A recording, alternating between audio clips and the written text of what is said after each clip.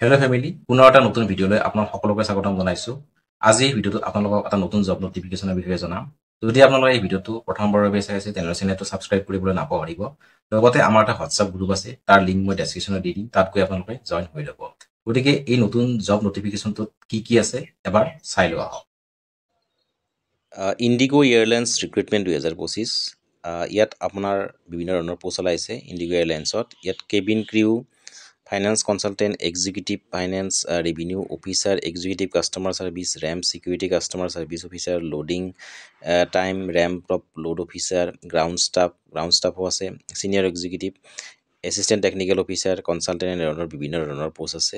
গতিকে ইয়াত আপোনালোকে এপ্লাই কৰিব পাৰিব। এপ্লাই মোডটো অনলাইনেই হ'ব। মেল ফিমেল দুয়োটাই আবেদন কৰিব পাৰিব, পুৰুষ মহিলা দুয়োটাই আবেদন কৰিব পাৰিব। ইণ্ডিগো এয়াৰলাইন্সৰ ৰিক্ৰুইটমেণ্টৰ চেলাৰী হ'ব 45,000 পাৰ মান্থ, অৰ্থাৎ 45,000 পাৰ মান্থ আপোনালোকে পাব।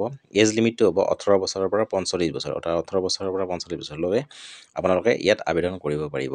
এপ্লিকেশ্যন ফিজ জেনেৰেল OBCৰ কাৰণে কোনো ধৰণৰ দিব নালাগে, SC ST PWDও কোনো ধৰণৰ ফিজ দিব নালাগে।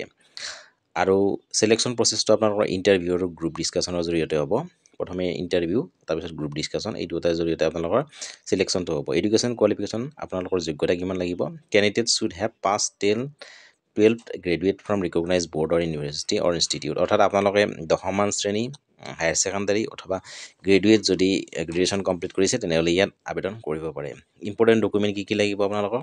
ৰিজিউম বা CVটো আপোনালোকে পঠাব লাগিব, পাছপৰ্ট চাইজ ফটোগ্ৰাফ, ছিগনেচাৰ লাগিব, আধাৰ কাৰ্ড লাগিব, এডুকেশ্যন চাৰ্টিফিকেট লাগিব, কাষ্ট চাৰ্টিফিকেট লাগিব, এজ প্ৰুফ লাগিব। কি ডকুমেণ্ট লাগিব আপোনালোকক?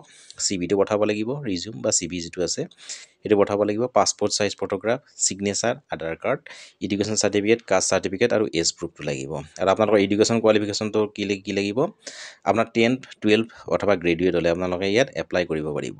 মেট্ৰিক, হায়াৰ ছেকেণ্ডাৰী অথবা গ্ৰেজুৱেশ্যন যদি আপোনালোকৰ কমপ্লিট হৈছে তেনেহ'লে ইয়াত এপ্লাই কৰিব পাৰিব। ইণ্টাৰভিউ প্ৰচেছটো আপোনালোকৰ প্ৰথমে ইণ্টাৰভিউ আৰু গ্ৰুপ ডিছকাশ্যনৰ জৰিয়তে আপোনালোকৰ চিলেকশ্যনটো হৈ যাব। আৰু ইয়াত কোনো ধৰণৰ এপ্লিকেশ্যন ফিজ আপোনালোকে দিব নালাগে, জেনেৰেল OBCৰো নালাগে, SC ST PW কোনো ধৰণৰ দিব নালাগে। আৰু মিনিমাম আপোনাৰ 18 বছৰৰ পৰা 45 বছৰলৈ আপোনালোকে ইয়াত আবেদন কৰিব পাৰিব। আৰু আপোনালোকৰ দৰমহাটো হ'ব পাৰ মান্থ 45,000, এপ্ৰক্সিমেটলি 45,000 আপোনালোকে পাৰ মান্থ ইয়াৰ পৰা দৰমহাটো লাভ কৰিব। ইয়াত বিভিন্ন ধৰণৰ পোষ্ট আছে, মই আগতে কৈছোঁ কেবিন ক্ৰিউ আছে, গ্ৰাউণ্ড ষ্টাফ আছে, ছিনিয়ৰ এক্সিকিউটিভ আছে, বিভিন্ন কাষ্টমাৰ ছাৰ্ভিচ আছে, বিভিন্ন ধৰণৰ পদ আছে। গতিকে এইবিলাকত আপোনালোকে আবেদন কৰিব পাৰে।